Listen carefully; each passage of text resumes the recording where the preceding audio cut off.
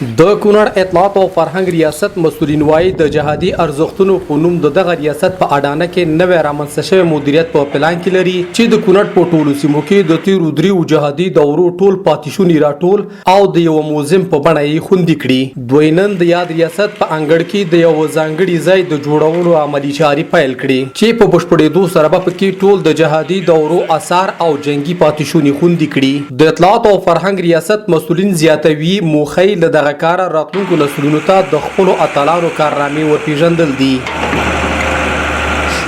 د 45 کالو د انقلاب هغه ټول اثار به کې راټولیږي. هغه که د دغه اشغالګرو نه پاتې اثار دي او که د مجاهدینو د استعمال اثار دي دغه ټول به راټولیږي او د دې دپاره به راټولیږي چې موږ دنیا ته وښایو چې افغانستان د ټولو اشغالګرو د دنیا د ټولو کفارو دپاره قبرستان دی او د هغه امپراتوري چې غواړي په افغانستان د راتلونکي دپاره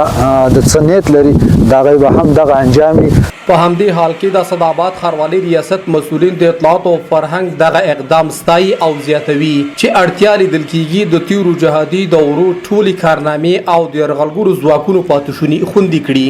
یو تاریخي کار دی، دا ډېر ښه کار دی او د دې موزیم په هکله چې کوم خدمتونه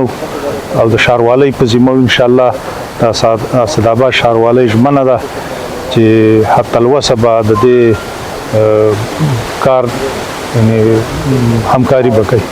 د کونړ د جهادي ارزښتونو مدیریت بیا وایي د خپلو هڅو او ګټورو پلانونو له لارې به د جهادي ارزښتونو د ساتنې په موخه د ټول کونړ په کچه د دریو دورو اشغالګرو پاتې شوي نظامي وسایط او وسلې راټولي او په یو منظم ځای کې به یې خوندي وساتي.